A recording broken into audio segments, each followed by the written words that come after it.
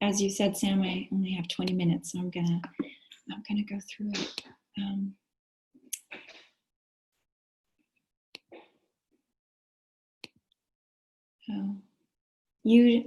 Sam, you have to allow me to share my screen.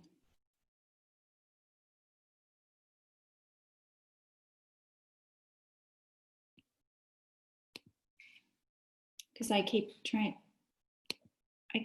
to click on sharing my screen, and I, for some reason, can't. Because you disabled. Now I can? Okay.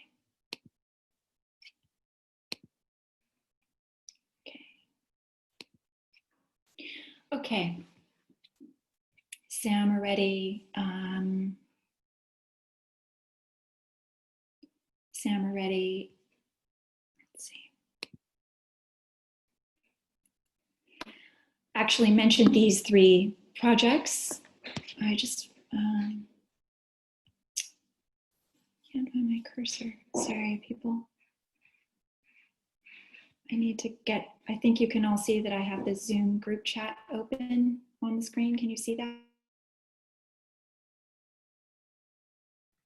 No. So what I'm going to do is just briefly go over 3 projects actually that Sam already mentioned. I'm going to start with Take the Cake, which is a project I started in 2015. And this was actually the project that I was invited to come to do at Tankstation. And so the premise of the project is actually doing a lecture baking performance. I find a cake, specifically a cake, and I prepare a lecture in terms of all of the research that are surrounding the key ingredients of that cake. And then I do a lecture performance and baking of the cake simultaneously.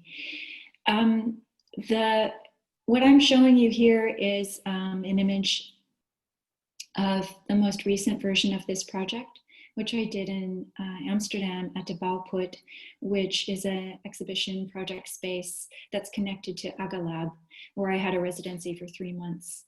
And I worked on developing this baking lecture performance around the cake apple tart, which for a lot of Dutch people is sort of the quintessential Dutch cake. And I was really interested in exploring issues of identity and of a national identity through one cake. But I was also really interested in looking at a lot of the kind of colonial aspects or around some of the key ingredients like cinnamon and apples that are connected to the cake specifically. So I did a lot of research about that and presented that research while I was doing my lecture.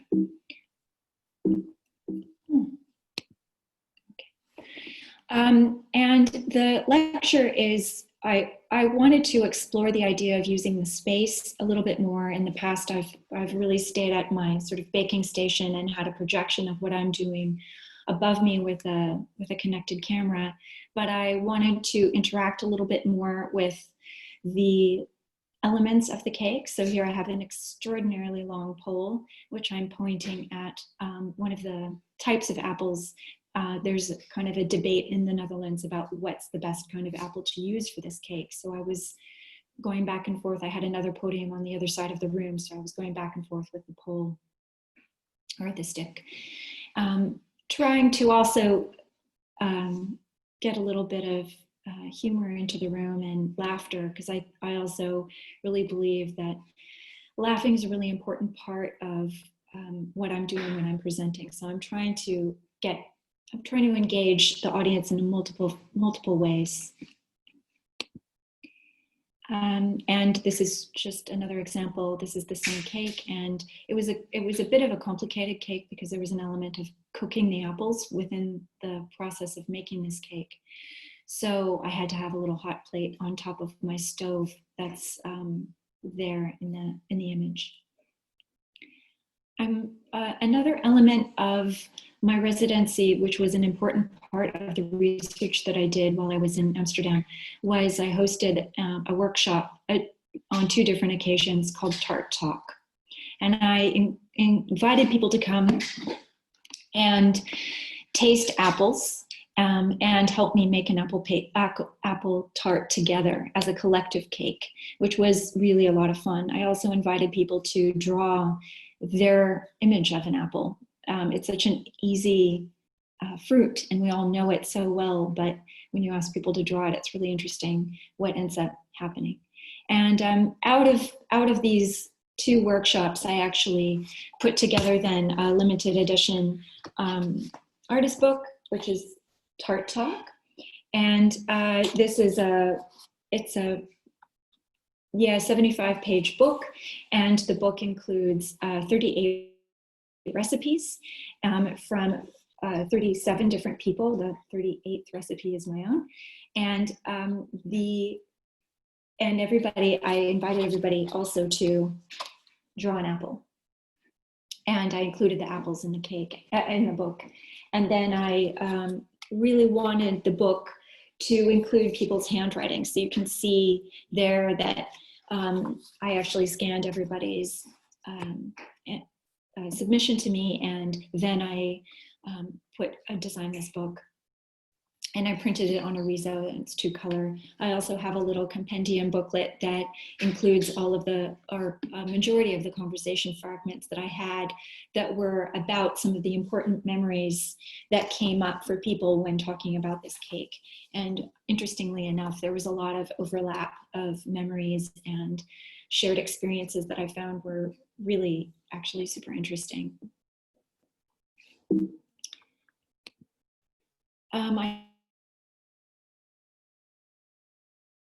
I also chocolate cake at the Central Library in Berlin. And the setup was a little bit different in that I had a screen to my left, which was actually kind of great. And it was really exciting to be able to talk really loudly and at times scream in the library itself, and also make food, which of course, as we all know, you're not necessarily supposed to eat or make noise in the library. So that was very exciting. And another important part of this performance is also the idea of sharing the cake at the end of the performance. And oftentimes the cake itself takes a very long time to bake, over an hour at times. So I make sure to always have a pre-made cake prepared in advance or 2 that I can then pull out from my station. As you can see, I'm standing at this baking station that I've had made for me. And then I pull out a cake while the cake that I have just prepared live is then baking. So I time my performance in such a way that the baking starts to emanate smells into the space. So people start smelling the baked cake. And at that point, that's when I kind of end the performance and then serve cake to everybody. So we can also share together this idea of eating a cake together. And very much is important that it's a cake, because a cake is very much about sharing as opposed to a cookie or a cupcake, which is sort of these individual items that we're eating, maybe we could eat together, but it's not the same as having something from an entirety, a unit that we all can have a piece of. So that's very important. Okay, I thought it essential actually to talk about SONNTAG because as Sam mentioned in the introduction, SONNTAG is a project I started in 2012 with my partner, Adrian Schieser, and Take the Cake came out of that project. And I felt Take the Cake was a response in a lot of ways to a lot of the commentaries that I was getting at SONNTAG, because a lot of people assumed that because I was the woman in the relationship that I was the baker in the relationship, because women bake cakes and they do that at home. And I had a lot of issues with that. And quite honestly, Adrian and I really have 100% equal 50-50 division of labor, especially with SONNTAG. And we always bake together, and it's a very important part of the process that happens behind the scenes. We take over an apartment that that belongs to somebody else that they have generously offered us, and we hide their identity by putting our logo, little piece of paper over their name so that people know they have the address, and then they just see the buzzer and they can buzz it. They can buzz that and we buzz them in. I wanted to include this image, as Sam also mentioned. I'm here today because of Azar, and this is actually a SONNTAG we had with Azar in 2018, and that's a work of hers actually in the back on the wall there, a beautiful drawing she did. And a very important element of SONNTAG, which I know is a topic that's going to come up later in our conversation with Yasaman, is this idea of the hosting element of SONNTAG and the hospitality element of what this project really is. And one of the ways that that's experienced is through, I mean, the whole project itself is an experience in that sense, but the guest is immediately experiences that when they arrive, meaning when they come to the door, either myself or Audrey are standing at the door, and that's a very important element for us, that we greet every single person who walks through the door. We ask them if they know about the project, if they've been to SONNTAG before. If they haven't, we explain what the project is very briefly. We point out who the artist is. The artist must be present to participate in the project.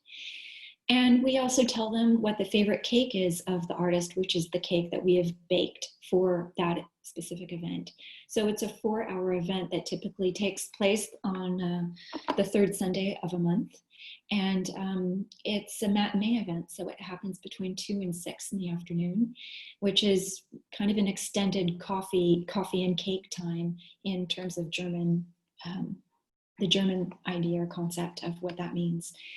And it's very important that we have a big table where people can sit, or a table of any kind, where people can sit and share cake or have a piece of cake together and have a coffee and a tea. There's never any alcohol served, which is also actually a very important element of the project, which we found that really encourages conversation in an extremely good way. And it can be very uncomfortable for people and intimidating when they arrive, but we try to make them feel as comfortable as possible by greeting them and showing them where things are, and encouraging them to help themselves with the tea and coffee and get a piece of cake. Just to show how this has transpired in different apartments, this was an exhibition by the Israeli artist Alan Levin in an apartment in Wedding in the north part of Berlin. And this is how the work looked installed. And then this is how it looks with people in it. And you can see people are kind of everywhere, sitting on the floor and standing and drinking. And we did have a table in this event, but this was at a very large apartment. And actually the project started in a very small apartment, in Adrian's original apartment, which was only 32 square meters. And after 2 years, we were asked, or Adrian was told, that if we continue the project, he would get an eviction notice. So we decided to become nomadic with the project. So this is an image of where the project originated. So this artist, Simon Faithfull, created a character that was based on, he created a character that went into this burning plane. So there was this video projection. You can see the headphones on the table. And he created the apartment as though that was the apartment of where the character would live. And he did an amazing job sort of transforming the apartment. So originally we would give the artist keys to the apartment, and they would transform the apartment, install the work however they wanted. We never curate the work. We always invite the artist to install work that preferably we always suggest and in our experience, we always suggest that they install work that they're working on and they're maybe unsure about, and they want to ask questions to the greater audience about. So in this situation, it was really exciting for Simon to kind of take over. And as you can see, all the sheets on the bed are silver. So he he made silver bedding for the character to live in, where the character would sleep. And you can see that the person is eating their piece of cake, and Adrian had happened to have 30 trays, as you see there on the table, which we thought kind of reflected a meal tray that you would get on a plane. So we deconstructed Simon's favorite cake, which was a banana bread, and we made we put the frosting in one compartment and the cake in another and the caramelized walnuts in another. It was really a lot of fun to collaborate with him and develop that project in a very complete way. It was a lot of fun. Here are two other examples. Johannes Albers on the left made this really amazing glass diamond, amongst other works that were in the apartment that was in Prenzlauer Berg. And you can see people sitting with the works and eating and talking. And then on the right, Uli Eigner showed 250 ceramic pieces from a new project that she had just started that year, and laid them out in this incredible snake-like design on the floor of this apartment. And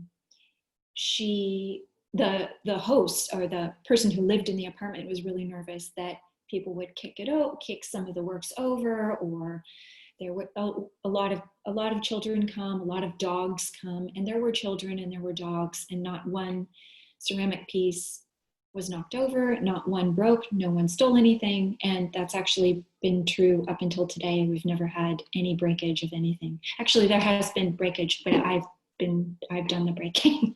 I've broken 2 teacups, but that's just me being, sloppy. Okay, so I wanted to also show quickly our SONNTAG book. We won the Project Space Prize, which is a very special prize that's unique to Berlin. The Berlin Ministry of Culture gives, or has given in the past, 20 prizes for a substantial amount of money to project spaces, acknowledging what they have done and contributed to the cultural fabric of the city. And we had wanted to win this prize for a long time, purely because we really wanted to make a book of the project, because the project just is so ephemeral and there is nothing ever left really except those memories and that experience of that taste and talking and that social gathering. So we created this book with the designers at the Green Box, which is a little book artist book publishing company in Berlin. And actually, here's a copy of it so you can get a sense of scale. It's really fantastic book, if I do say so myself. We invited 44 artists who we had previously worked with, and we asked them to make a new work for the book. So every artist, and with the idea that the book was a new SONNTAG platform. So every artist made a new work for the book, actually, which was really amazing. And then we had to rebake, of course, all of the cakes, and we included the artist recipes, or not the artist recipes, the recipes of the artist's favorite cake in the book. So, but there's a lot of text and a lot of dialogue about what the project really is, and there's an interview and a text with a curator at the beginning. Okay, the last, am I okay on time, Sam? I hope I am. Okay. So the last project that I wanted to share with you today is In Search of the Miraculous, which is something I started in 2013, and actually I started it to be in combination with my residency program. I started it for the pure reason of creating a walk through the city, an artist walk through the city, to orient my incoming residents every summer. And that's how it started, and it's really evolved into something much different and much more, and it's been a really interesting experience to see that evolution and participate in that. Briefly, the background of In Search of the Miraculous, the phrase, the title, comes from a Dutch conceptual artist named Bastiaan Ada, who did a body of work that did a work that was in two parts, but the second part of that work he did was in 1975, where he attempted to sail a 4-meter long or 13-foot long sailboat from the east coast of America back to the Netherlands. His boat was found capsized and his body was never found. And I'm really fascinated by the failure that's involved in that, but also a lot of other layers that suggest that he was on this search for something really, obviously miraculous and amazing. And maybe he did find it, in fact. I wanted to just show a walk that I did actually in Amsterdam, because I figured there might be a lot of Dutch people in the audience. And this was the route that I developed. I was commissioned by Unseen Photo Fair in 2017 to create a walk that was really about photography for the photography festival or fair there. It's a commercial fair that is meant to showcase, or they invite galleries to come and showcase artists who have not shown their work in major institutions or galleries before. And so I created this walk that was 3 hours, and I did the walk 4 times in 3 days for the fair. It was quite an intense experience, but what I tried to do was include locations that were all relevant to photographers who were known or maybe not so known in the area of Westerpark, which is in the western corner of the city. And I was only allowed actually to only work in that area, create a walk in that area, because that's where the fair was taking place, and they wanted to have the start and end point there at Westerpark. So In Search of the Miraculous does, for me, start with the handing out of a tote bag, which has there's a lot of reasons behind that. The tote bag, in terms of Picture Berlin, has to do with the idea of giving the incoming residents immediately a bag that they can put their groceries in when they go to the shop, to think ahead, because they'll be in Berlin for a month, and the idea for a lot of people is quite foreign to have your own bag when you go grocery shopping. So I like to give them that as a beginning. But what else is in the bag includes a series of envelopes, and you can see these people are holding these envelopes in their hands, and the envelopes all have different numbers stamped on them. And every bag has a different set of envelopes. So no bag is actually the same, which makes it a bit complicated if somebody decides to not come to the walk. But anyway, so there's all of these images images and texts and maps and quotes, graphs that are included in these envelopes. And I ask people to open certain numbers at certain times throughout the walk. And here you can see there's some people in the middle image opening a few of the envelopes.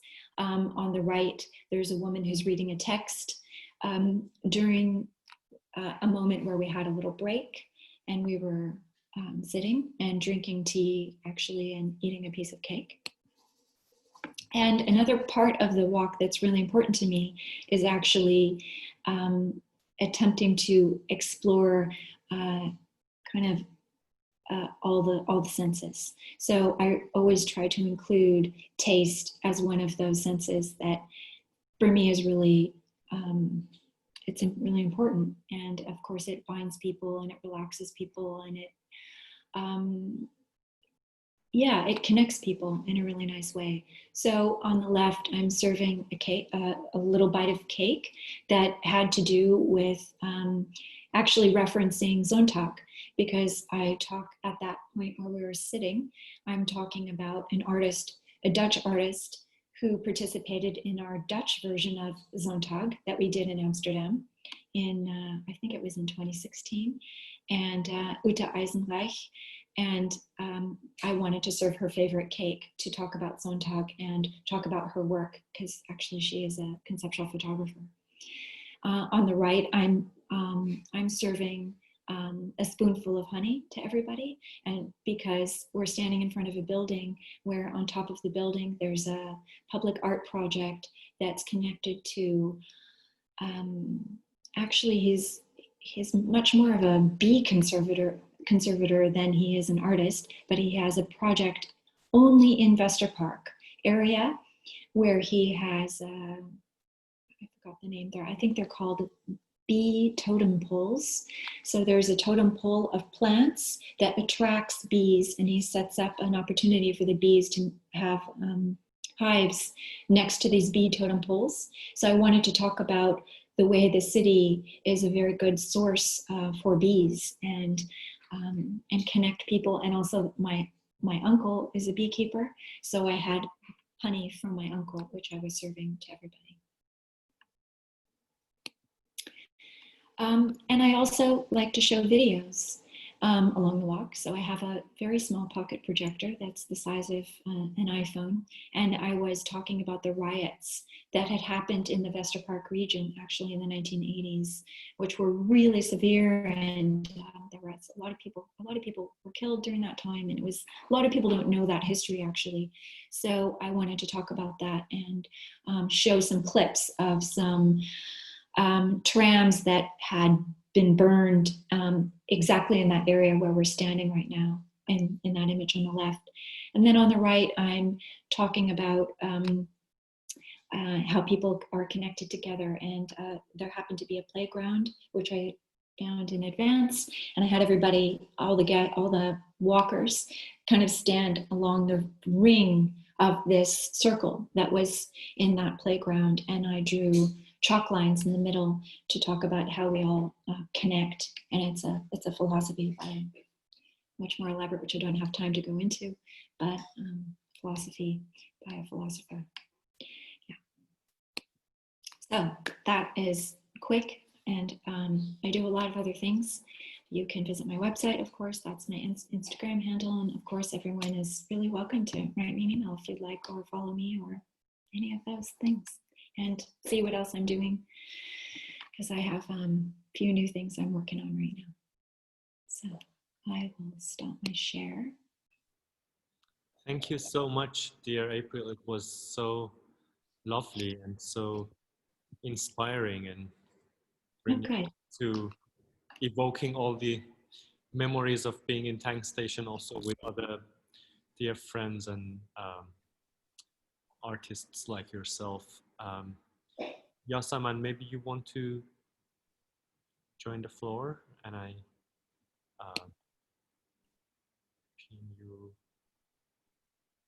spotlight you for all. Oh. Yeah.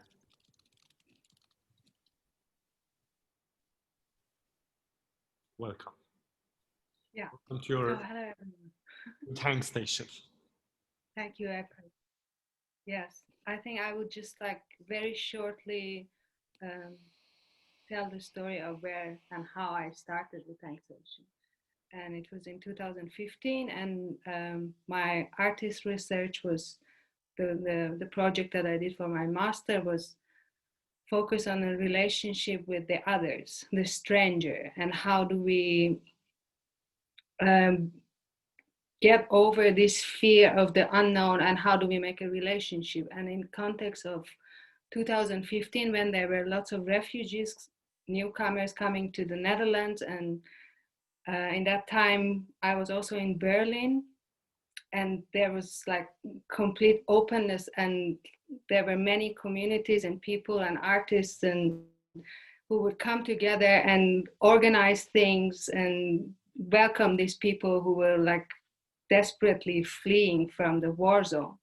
And in Netherlands, otherwise in Enschede, we had not so welcoming vibes, and there were some incidents. And for me in that moment, it was really important to create or to for me, it was really urgent that we have to meet each other and we have to face the other and come together and sit at a table and have a warm meal and be able to have a conversation and have a talk and go through things rather than staying away and like keeping the distance and dealing with the fear that you feel for the unknown.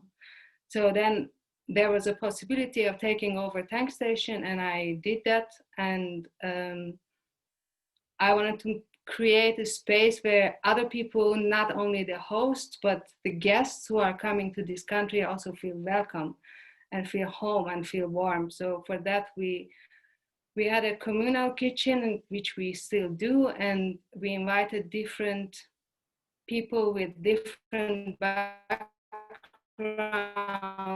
students or residents of their home feeling food and their mom's recipes, you know. And in that also there was moments that people would think, oh, what is this what we are eating? Or there were also a lot of things that were like all the ingredients that was available here was kind of the same, but then the way you cook them and the spices and all these things were different.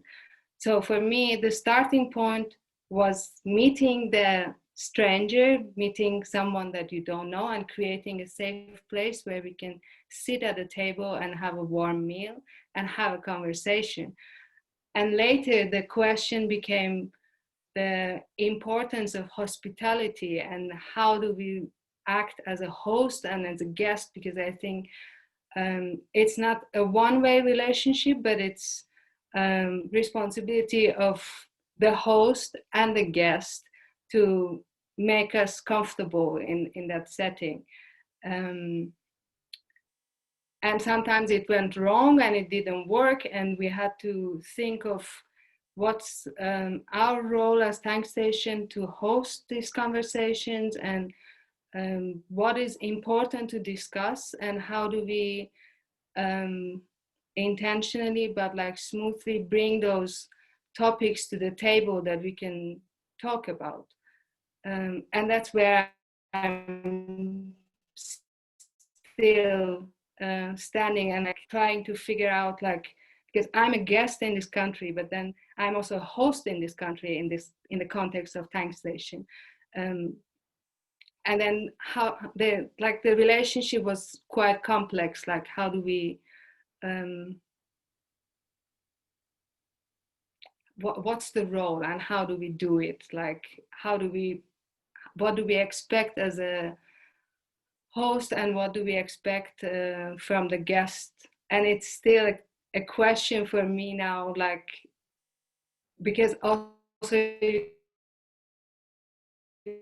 relate this into a bigger context, like colonizers and how the hosting countries were used or abused, and where do we go from this? How do we make it better? And I think that's all I have to say about Tankstation and how it started. Thank you very much, Yasaman and John. I think it is very important because to have you saying this, however shortly, because many people know Tankstation, but for many people, you are not, you never were on the stage speaking about your ideas, and it's very great to hear you. I think in relation to both of you, what is very interesting, which we mentioned yesterday when we were talking for preparing for today, was absence and presence. Well, we would have a complete different sort of program if we all could be present here. And I think Enschede is particularly a very special place where it is almost not in the world. It's like a Neverland. It's a place where a lot of students come from the University of Twente, the art students, the conservatorium students, but also a lot of immigrants from very older times were living in Enschede. The Catholics, the Jewish community, the Assyrian later, the Armenian. After the refugee crisis, the way that it was put. Also, probably Enschede was one of the few places that was both hosting a lot of communities, but also a discourse on how to be together was absent. And I think it was very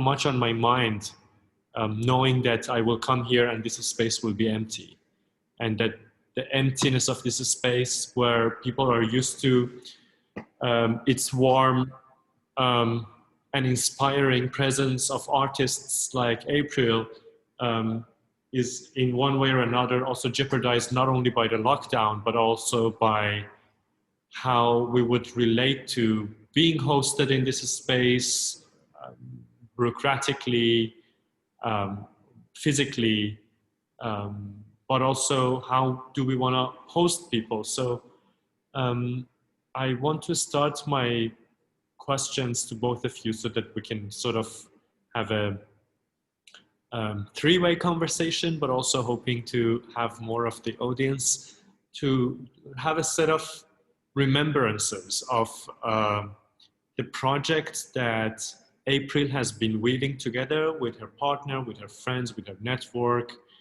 but also you, Yasaman, with your friends, with your colleagues, with your allies, that one can say. And I think maybe it's due to the situation that the lockdown has brought all of us to, we were able to reflect like today, to have many projects that April mentioned to be shown to us. But I also think like each of these programs were something we could talk about for 30 minutes at least, to just like give all the aspects of it, like enlighten the audience about what happened, what the stories came up, what memory is left, what do you remember today after the passage of time in relation to the remembrance that was also integral to the project, as you said, about the rallies that were going on in Berlin in 80s, or Yasaman and I also remember a lot of historic events that took place in Enschede, being a place that was on the border of Germany and the Netherlands during the war, but also the idea of the remembrance of the three disastrous fire explosions that destroyed the city of Enschede from medieval times to the modern time, that is left with the people of the city, that makes Enschede kind of different from this idea of everything is like a Barbie house and everything is perfect and everything is just like without any problems. I think that is really probably the biggest difference between Berlin and Enschede too. Berlin is like an open wound where we still acknowledge what terrible, ugly things happened there. We don't try to hide it from ourselves. While Enschede's new policy of gentrification makes our neighborhood here kind of a homogeneous sort of aesthetic that probably Enschede is an anomaly to. And we don't know for how longer we're going to be able to be here to remind people of the lacks and the shortcomings and the necessities and the urgencies of hosting and being together and cooking together and sharing the meal together and all that it entails, the greeting that April mentioned, the responsibilities that are on the shoulder of the guests that Yasaman mentioned. So this recuperation is for both of you to feel comfortable to elaborate more on the keywords that I picked up from your presentations, but I want to recap for the audience that this presentation is what we use this presentation as an excuse to remember Tankstation history and to remember the urgency of hosting and to acknowledge the aesthetic role of handling situations where April and Yasaman in different ways but analogous to each other have been busy thinking about and having been spending their their energy on thinking how to make this better or how to make this ongoing. Also, one other thing that I think is very important that was on my mind while both of you were talking, and I would be very appreciating if both of you can respond to, is the question of consistency and timing and repetition. Because you both, from what I heard from the presentations, April, you mentioned the coming back and the situation where many people responded when the projects were going on, or some sort of like familiarity with the faces or with the ongoing projects where the social strata will be undergoing some changes. So I think neither of you are so busy with legacy or you know, like a monument to what you have been doing, because what you have been doing is way more than a monument. But I wonder, what do you feel about, what do you think, how do you feel about this timely way of thinking about consistent presence to transform the space, however passively, even if it is not, you know, like propagating itself so loudly, like how we are used to when we talk about contemporary art projects, contemporary art presentations, a spectacle, or that the sensual would come in with the smell at the library. In Tankstation, when we walk in, we know that today there is a sort of food that we're gonna surprise us with the spices, and a lot of untold stories that are here. But again, you hope that with the consistency of coming back to the space, you would feel that. But I also should say that I'm mentioning these to give rise to the consciousness of the precarity of the situation that all these sort of holding functions face in the situations where you have to be very much self-promoting, self-propagating, and self-framing of something that would demand you to be the holding person, not so much talking about yourself, but like paying attention to the audience who's coming in. So, and also it would be great if you guys also from the audience would like to share your beautiful faces with us and type your texts, questions, associations, comments in, or would like to join in the conversation after the responses. Yasaman, do you want to go first?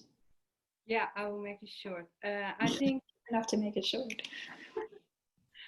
I think the consistency in context of Tankstation is that you feel home somewhere, and that you can belong, and you can come back, and you can share your thoughts, you can share your recipes, you can share your experiences, and you can talk about things, giving that space, giving that platform to people to be able to express themselves. And I think for the community somehow that worked, but I think this consistency was a little bit still unrecognized by the city of Enschede and by the municipality of Enschede. That, like, I think it's so urgent in Enschede with, as you mentioned, lots of students and generations of immigrants from other countries who are here, but then somehow it has always been kind of neglected, you know, like not facing them, just like, okay, what is like Dutch culture is known to be tolerant. And I think that's not enough, because we have to have the conversation, we have to face the issue, and we have to talk through things. We have to know what does the host and what does the guest want from us.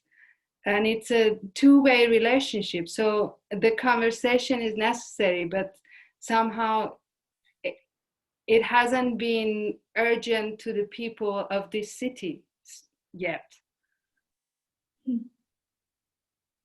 I think that's a really interesting answer, and I'm yeah, it makes me think a lot. I think I have a lot to say, but I'll please take your time to also mention. You don't need to even be short or anything. Please elaborate, and we are very interested to join in your thinking by Well, I mean, first of all, I think what you're saying about, I don't know, I've never been to Enschede, and I don't know what the situation is there in terms of how the community is responding really to your space. I just know briefly what you've said, but I think that here and now in our COVID time, this idea of coming together in a community forum in any way we can is so essential. And I think food is such an incredibly important glue and way for us to learn about each other through the cultural identities that are connected to the food. And it sounds like the platform was really and is really important. I can only speak to what I've been doing over here and what I hope to do with our new space. But with SONNTAG, because we've been running it for such a long time, the idea of consistency was absolutely essential to making it happen. And I have this kind of maybe silly phrase in my head, and I've had it for a long time, that if you do something long enough, it becomes something. And also, if you do something long enough, people recognize it and start realizing it and maybe become curious, because you're kind of continuously there again and again and again. And I think that insistence of being there and presenting and sharing and offering and being welcome, I think is really essential. And that has been really essential for us, for SONNTAG. In terms of my own practice, what I've found that has been also so essential is this idea of offering a public platform. I mean, I'm coming from a photography background. I'm not a performance artist at all, but I've just found over the years and through Picture Berlin and through SONNTAG this essential need to engage with people, and that through that engagement is where we can go farther, and offering a platform for others to engage, as you were talking about, Yasaman, this idea of having a space where people can, in fact, speak to each other. And at the end of the day, that space, I see a good friend of mine, Anne, is here from Denmark, and she has an amazing space in her kitchen, and she invites people into her kitchen. And it's just, I think it at the end of the day, it doesn't matter what the space is. The idea of having a space and being and offering it to others, I think that's enough. And right there, that initial opening, that crack, the open door allows people in a way that I think a lot of people are at times really surprised by. And we find that with SONNTAG regularly, that people are curious about seeing how other people live. But then this whole thing about this is somebody lives in this apartment that we're having this event in, and this is also very curious to people and special in that way. But going back to consistency, I think that it's so essential, and it's really hard to be consistent because of the money, because of the energy levels, because of other things that happen in our lives. It's just really hard. And I think what's really different also in the landscape of the public spaces that are happening, the project spaces that are happening in the Netherlands, from what I understand and what I've been privy to through my experiences there, is that there's a lot of dependency on public funding. And when there's no public funding, there's no project space. And I think that's where there's a complete split with Berlin. People do things because they do things. They are not dependent on the public funding. And that's because the city is cheaper. That's because there's still spaces. The city has gotten more expensive. All of that is true. And yes, but nonetheless, people are still, I think there's a different framework that people start with here, and there's still mean, I was just walking in my neighborhood today and saying, wow, empty space, empty space. I mean, there's still so much possibility of doing things here, which is, it's really exciting in that way. I wanted to, I know that the subject of this conversation is more presentation, and we are doing this presentation because of your absence against it. We are hoping to remind the sensation of being together in the space, with the smell, with the taste, with the delicious cakes and the stories that come together with them. But I want to bring it to a bit of philosophical inquiry, because you mentioned the framework that is different in one place versus the other. And in relation to hospitality and hosting, we have, well, many ways of thinking about hospitality, Derridian hospitality, or Kresteva's notion of hosting that the mother does for her structurally is the reason that we tend to repress and undermine the credit that the mother deserves versus father. Like she, as a feminist, always she thinks that if fathers were to be giving birth to children and take care of them, they were the repressed in the history. Or we have Klosowski's very, very far-fetched notion of hospitality, which is very threatening, because you know, in how far one can go in hosting the other, to what extent one will allow the other to come in and change things, as was the case in colonialism. And to go back to the title, The Power of a Shared Meal, I'm mentioning these to take it out of the taken for granted notions of a shared meal. I think shared meal for both of you is not merely the church Christian idea of, okay, we're going to have the dinner, we're going to do it this way, we're going to do it that way. There are all these different modes of knowing, modes of knowledge about sharedness and about togetherness and about hosting and hospitality. I'm wondering how, for either of you, this period has made you reflect on the shortcomings of the shared meal and the precarity, because of course, I mean, when you're in a situation of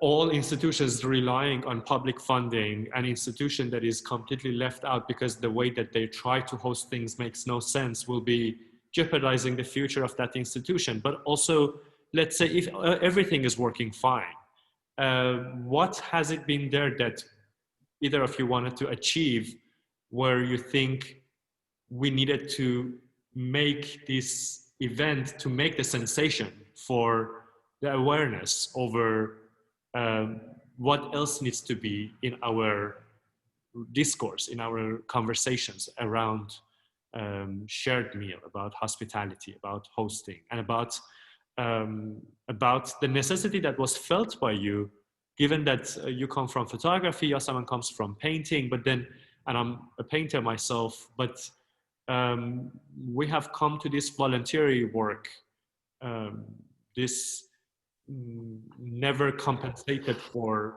properly, sort of like approaching cultural practice because something was missing in the life that we were living in wherever we were. So I'm saying this to go back a bit to the content of the presentation you had, April, because like, for example, the apple tart was something that we primarily had in mind because of the occasion of the arrival of December, and a lot of people will be, you know, doing this, and the stories that are important for you, but also for you and I, Yasaman, it has been very important that we do not turn into a space where people think, okay, now we're going to go to this Persian people space and we're going to consume their cuisine or their their coolness, their, you know, like there is I believe that in that Klosowski's way of hospitality, in that Derridian notion of hospitality, or in the way that Kresteva thinks that aesthetics of hospitality change people, the host is not consumed. The host is not there to be consumed by the guests. The host is there to be the authority, to say how the space will be. The conviviality of the space will be in the hand of the presenter, the host, but then there will be a chemical reaction at the end of the day. As you said, for example, that there was no incident of stealing or any, with all the dogs and people and kids coming in and going out of the space, things were safe. This safety is a magical outcome of another authority of conviviality of you and your partner taking care of the space. The same that has been for Tankstation, even if we haven't been reporting them thoroughly. But I wonder how, you know, I want to also share before we end and open up to the audience to hear a bit from your philosophical point of view on what this hosting has meant for you, and how, what do you wish the people here take with themselves, thinking that, well, this hosting has some slight pushes for aspects of it that doesn't necessarily only happen in the day-to-day idea of hosting and reliance and dependency and codependency that we have with family, with friends, and with individualism that's, you know, limits those hosting spaces, if I make sense at all. I mean, I know it's so many things we are talking about, but yeah, it was important for me to. A lot of layers there.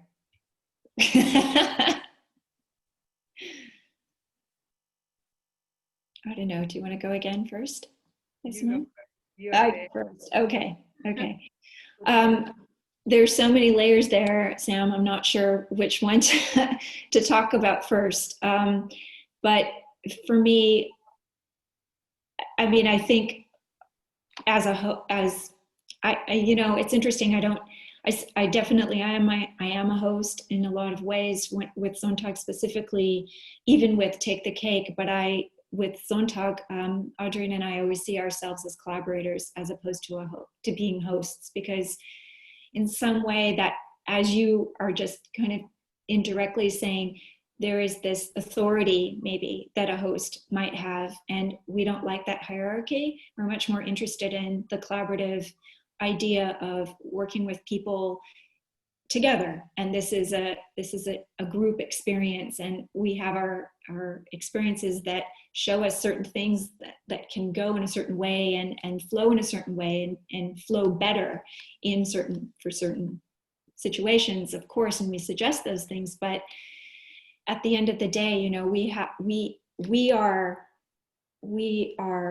presenting this event and SONNTAG, but at the same time, we are not. It's not our apartment, so we have a host, which is the person who lives in the apartment. We are the host of the event, but then there's the artist who's hosting their work. So in a way, there's multiple hosts, maybe. In terms of the hospitality issue of that project, that, like I said before during the talk, it's very important that we're really focused on making people feel comfortable. And I think that word of safety, the idea that Yasaman, that you talked about, this idea of like the safe space, is really important. But what I do want to say is that one can create that space, one can set it up and hope that it's going to be convivial, and it's going to be about sharing ideas, and it's going to be actually a platform for political exchange, hopefully on some level. But people are still going to do with it what they want to do with it. They're still going to take ownership of their space because they are themselves, and you can't control how things happen. I mean, if I think about it, we've never had a situation actually where we've had a guest where we've actually had to ask them to leave, which is kind of shocking. And we've done over maybe 60 events with SONNTAG. And that's, I'm just thinking about it now, like talking out loud, that's kind of interesting to me that it's never been that. But we're trying to always create a situation that is open enough and safe enough and comfortable enough where people feel good. And this idea of what do we want people to take away from it? I think many things. And I think it's dependent on that person. But one of the things I think that we really are interested in having people take away from it is the idea of possibility, and the possibility of what it means to share. And this is something that we, I think, as a society, especially we're a Western society, we're pulling away from that a lot. We're very much in this mine. This is my space, this is my place, and this is my garden, and there's a line here, and you have to stay on that side of the line. You know, this whole thing about kind of how we define what is ours and what is theirs, and in some ways we're maybe trying to break that sense of space metaphorically down and kind of open it up. And so those notions of possibility, I think, are really important. And also this idea of talking to people you don't know. We don't get to do that. I mean, you don't really talk to a person on a bus necessarily. You don't do it in Berlin, I can tell you that much. But you know, in SONNTAG, where people are sitting at the same table, people kind of just start talking to each other, and it happens. And friendships, relationships, collaborations, art projects, books, so many things have come out of that opportunity and that possibility of a platform. And that's been really, really amazing. I'm only talking about SONNTAG, and I'll hand it over to you, Yasaman, because that is, for me, that project is the most relevant in terms of some of the points that you brought up in your commentary, Sam. I think for me, I have there's a give and take. It's not that you can just take all the time. So that's the hospitality also for me. Like, you are hosting, but you are also expecting your guests to understand that there is notion of sharing and that you cannot take advantage of things. So we create this space and you can walk in, but then you also give something back. You're present, you're being in the space, your conversation. Or like in our small community, like you just said that you didn't have to ask anyone to leave, but that happened to us, that there were moments that people are thinking that, oh, they want to take ownership and they want to like take everything for themselves, you know. So then you have to have this conversation of, no, it's not one way, it's give and take. Like, you have to, it's not just the charity where you go and get your food and walk away, you know. It's what do you bring in? And that's maybe something that we always wanted. And if necessary, we even ask people, like, what's your share in this thing? It's not only that you can take things, and of course you can take, but then somewhere, somehow you have to give it back. There is already the first question from Kasia. I'm going to read it for you both. And please feel free to answer in the order you like. So Kasia says, I think April kind of answered this already, about sharing and different cultural ideas around dinner table. Can one of you reflect on the fact that different cultures developed under various circumstances, and the dinner table of today is a victim of history?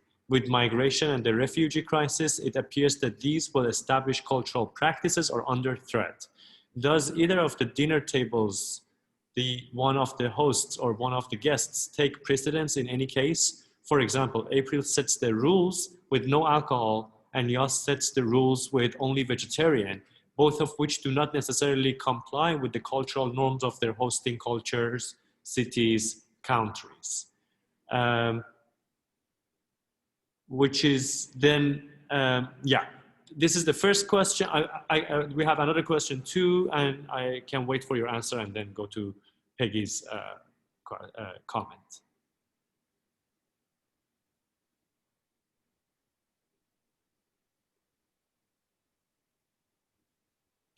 You go.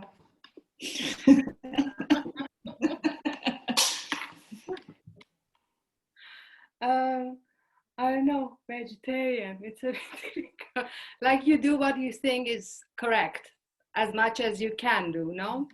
And then of course people can comment on it and we can have conversation about it, like why the host decided this. And I think then that already is the role of the host, no? Like to give something, and then you who take it can still have opinion about it, like why is it like this and how do we deal with it.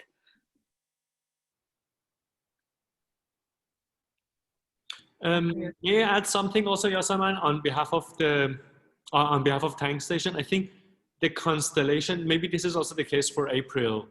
It is not only one thing that you guys are doing. It's not only the SONNTAG or the Apple Tart presentation, which is both hosting but also making people uncomfortable by bringing up aspects of history that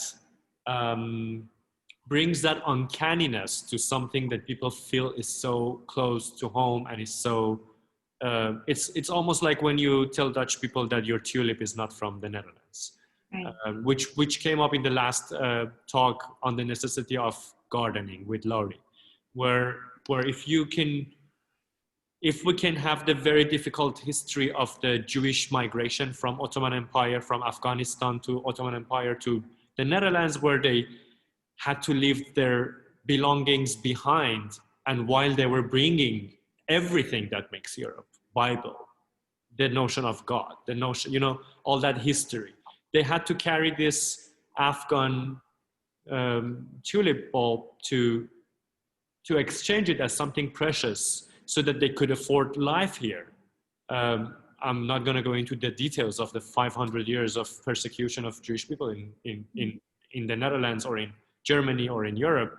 But I think particularly for Tankstation, the give and take away shop, the front space, which was not ever about making yet another big art exhibition space, the possibility of constructions that other people had, or the games, or just like that the space could be given to other people to come and go, makes the constellation that gives rise to, the syntax gives rise to the meaning of the alignment with the host culture and the disagreements with the host culture, where you know that you can come and get these curated give and take away shop things for free, while your neighbors are like selling things for, or they're ready to sell things for yuppies, like, and gentrify, change the face of this working class city into a, like looking like souvenir shops of an airport or a museum. So I think like not everything, like there are, April, please say your opinion on this. But I think for all the subjects that were spoken about tonight, there is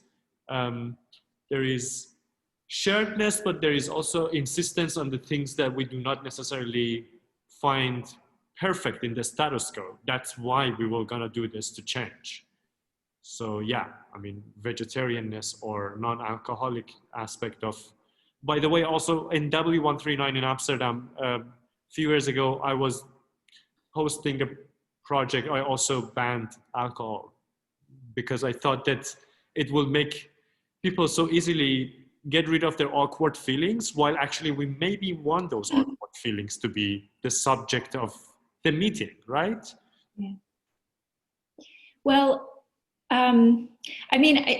I feel it's a bit different for me to talk about SONNTAG in relation to Tankstation, because we're not serving dinner, we're not serving a meal. This is a piece of cake. This is a very different experience, and in relation to a meal, which is typically an extended period of time, a piece of cake can be eaten and a conversation can be exchanged within 20 minutes, half an hour. It's a very different thing. And when sometimes SONNTAG gets very full and people don't feel comfortable staying because there's too many people, there's nowhere to sit, they can't get there's a line for the cake, and oh my God, there's no more cake or whatever. And all of these things happen. So, you know, it's kind of a natural ebb and flow of people leaving and coming and going when they want. So it's a very different experience than eating a meal. So in that sense, it's hard for me actually to respond in that same way.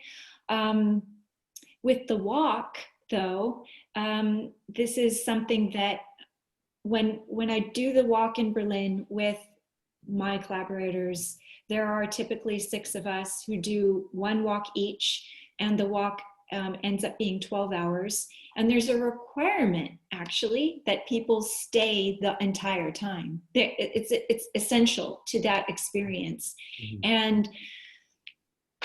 And that's a completely different structure. It's not about, it is hosting, but it's a completely different thing. Each artist is doing an artist talk, and it's where there's an overlap, I think, is, and this is a comment referencing a comment that was made earlier, this idea of kind of devouring Persian life when people go to Tankstation, for example.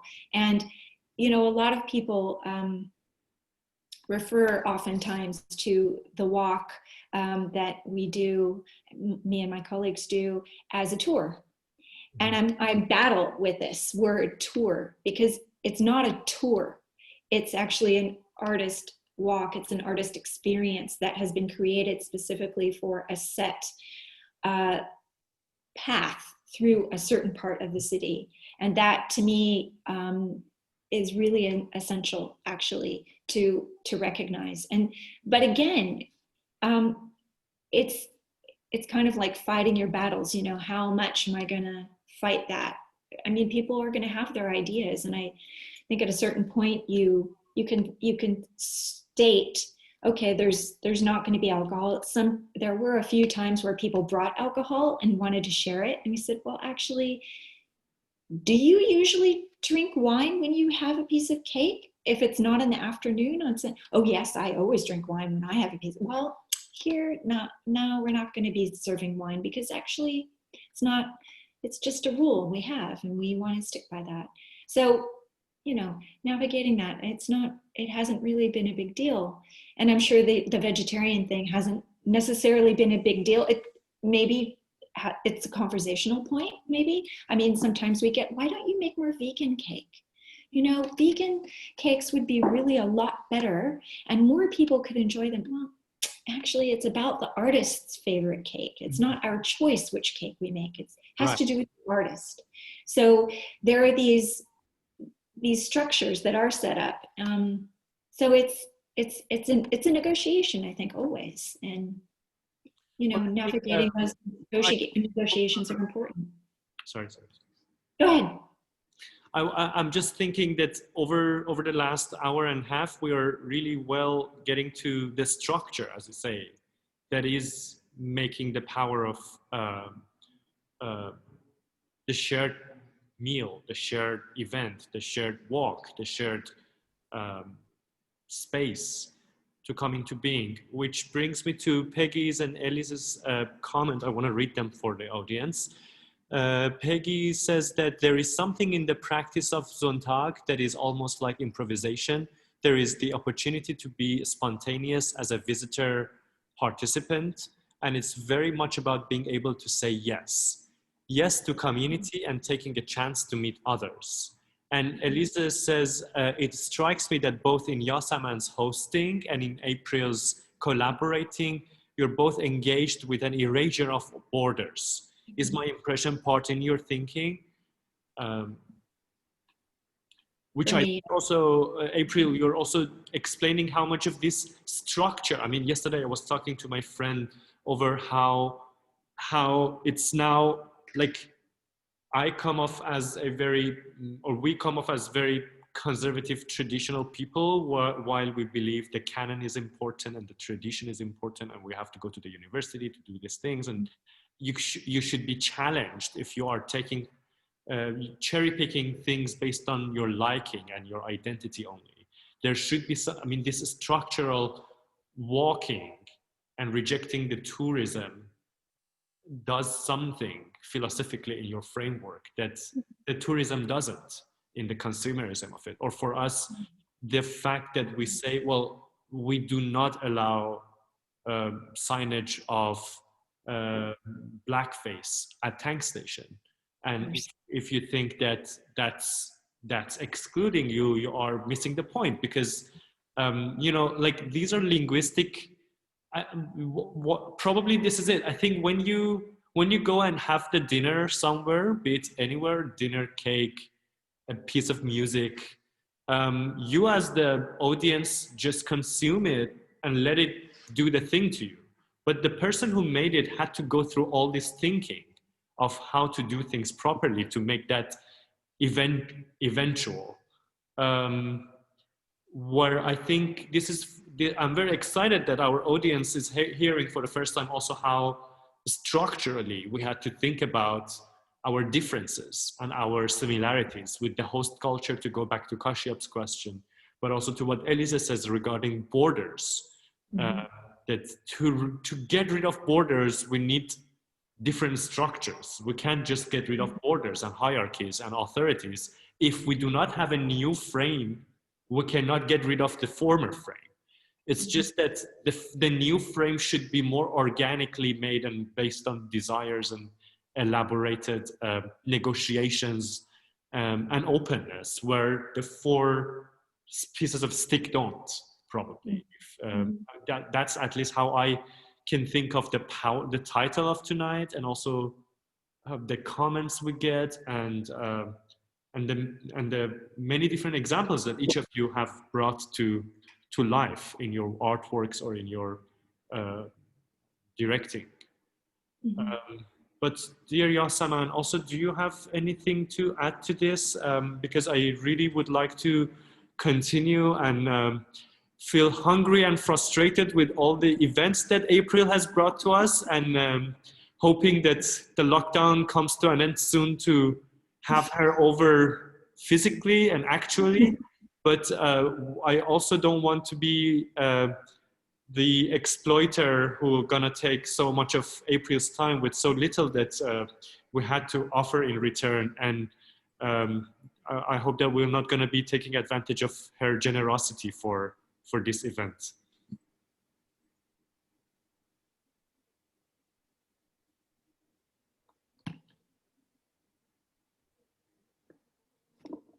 So, any more comments, questions? I think Naveen has a comment or something to say. There was a hand. I thought I would say directly than typing there. So, yes, I have a very little, at least I would say I'm wondering, because I saw your presentation, April, and you spoke about how you try to learn about the ingredients and everything before you present something.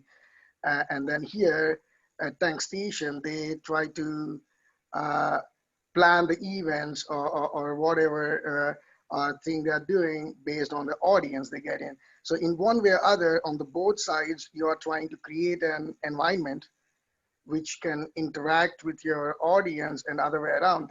So my question is, like, as an audience or as a guest, they would be there in your event or the Tankstation with certain expectancy or expectations or certain thoughts. And on the other side, as a host, you have certain learning, certain readouts or preparations to make sure that your guest or the event you're hosting is the way it is or it should be. So what is the boundary? Where is exactly the line of, as a host, as a person who are preparing or doing these events or workshops, moving towards there? And what is the line as a guest on expectancy on what they would get there, and would they be comfortable? Would they be there? And where exactly these mix up? And again, another adding to that, I also wonder, would these roles also mix up? Would somewhere during the event or during the workshop, whether someone play host and someone, the host plays guest, So how these things roll in your minds, because you guys are doing this for almost a lot of years, and you did. So how these things work? I think it's a super interesting question. The first thing actually that comes to mind is having done, in the process of creating a performance for Take the Cake, it takes me months of research, and then it's this challenge of of writing this text that I then memorize, and it's a lot of tests that I do with friends who are willing to sit through and hear me out, and so I have this, this text, and I perform it in a certain sequence, obviously, that relates to the way that I'm baking the cake. And a few years ago, I was doing a performance, and someone in the audience asked me a question in the middle of my lecture, and I was completely not prepared for that. I had not said, feel free to ask me any questions you want, because I'm really concentrated on trying to make sure that I say this text in a certain order and with a certain precision, but also sound relaxed and funny and, casual, because I don't want it to sound like I'm reading a text, because I'm trying. So I was really thrown off by this. And I think this speaks to your question, when do those things shift, or when do those structures move? And that was a really, I was frustrated and nervous and anxious that this person threw me off. But at the same time, I thought, well, what great, actually, that person felt comfortable enough and felt that my presentation was relaxed enough, maybe, that they could just interject and just comment. I mean, it was a room full with people, and this person just started talking, and it was really interesting. That was my only experience with something like that, but it brought to light this idea of how much of a structure do I set up, and how much am I willing to negotiate that structure when I'm doing a presentation or a talk, or a walk. And it comes up much more often when I do a walk, where people interject and say, oh, well, actually, you're talking about this, but I had this personal experience about da da da da da. And in a walk, somehow it flows better and it's easier, because it's much more about a platform for conversation. When I'm doing the performance, I'm in front and I'm talking to you as the guest, as the audience. And the conversation comes at the end, and it's a different setup somehow. So those are my experiences, and I hope that answers your question somehow, in some way. But I'm curious what you would say, Yasaman, to that, or if this question was only meant for me, or I don't know. I think it was meant for you. Okay. I worked with Yasaman for a Okay. You two know each other. Okay. I didn't know. So, but that brings me to another question, because you said the structure, right? You said the structure you're building.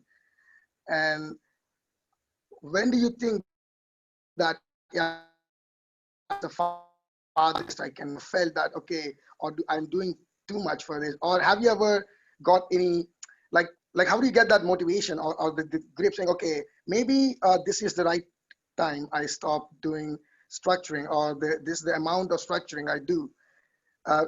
Or like, would the audience get it if I do too much structuring, or should I be more casual? You're asking all of the freak out questions I have every time I'm prepping to do a performance. I mean, what you're really asking, I think, is what my evolution of my practice is, and this is. I'm sorry, I didn't mean to cut you off, but this is very hard. And what I really love about the Take the Cake, and what I really love about the walk, those two works specifically, is that I feel like they're so open-ended, and I feel like there's so much more I haven't done yet, and that I want to do, and that I want to explore, and that's coming. And I need, it's just like, how do I figure out how to do it is more my question. So that's kind of my challenge, actually, that I'm somehow struggling with all the time. I mean, for my next Take the Cake, there's going to be a whole new element, and I'm really excited about it. I'm not going to tell you what it is because I hope to be doing it at Tankstation. Yeah. Yeah, but that's always interesting factor because as a host, also when you prepare for something, it's always you wonder the same thing, like do they get the same, get it right, or how things would go. Like it's a struggle. So that's why I wondered, like, because for me, I'm very new to this stuff. So that's why I was wondering how it goes with you as a person who did it for a lot of years. It's a struggle every single time. It's just the very first time I performed Take the Cake, I had 3 shots of vodka right before I did my presentation. I tell you, I was so sober. I was like, oh, and it was just, you know, I don't know. Every time I do it, it's a whole, and I think that's why I'm so excited about that platform that I created, because it has so many possibilities, and it has so many options and ways that I can explore the topics and the content, and I think with the apple tart that I did in Amsterdam, it was the first time I really was able to fully concentrate and develop in a very deep and rich way a performance that was largely uncomfortable and was difficult for people to hear, and especially a Dutch audience that in a lot of ways are still negotiating and navigating what it means. I mean, Germans are too, what it means to be colonizers or have been colonizers, and what that entails. And, you know, I think, I can't remember, Yasaman or Sam, if one of you said this idea, like the Dutch being tolerant. I think it was you, Yasaman, that, you know, that the Dutch are tolerant, and, you know, to challenge them on what that actually means. And it was interesting, and I was really nervous to do that. Like, are they going to throw apples at me during the performance? What are they going to do? You know, how are they going to respond to this? But it was interesting. Nice. Great question, Naveen.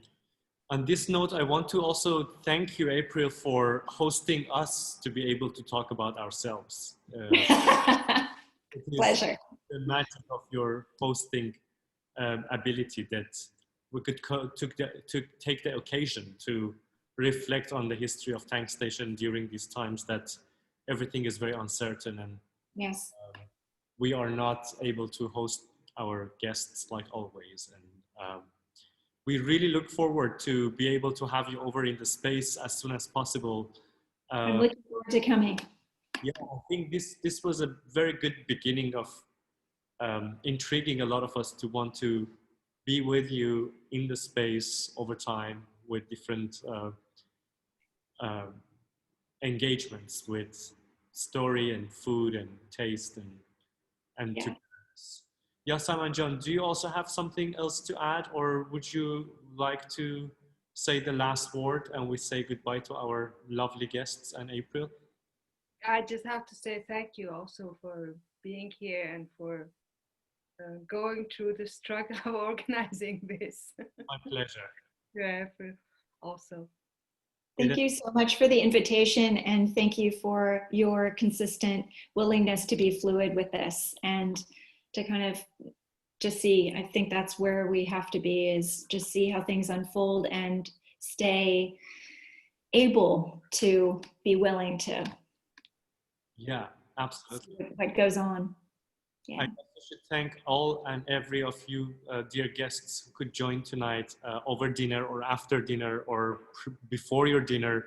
We miss you here in the space, and I hope that from the next time we're gonna have April over, it will be an actual presence with all of you.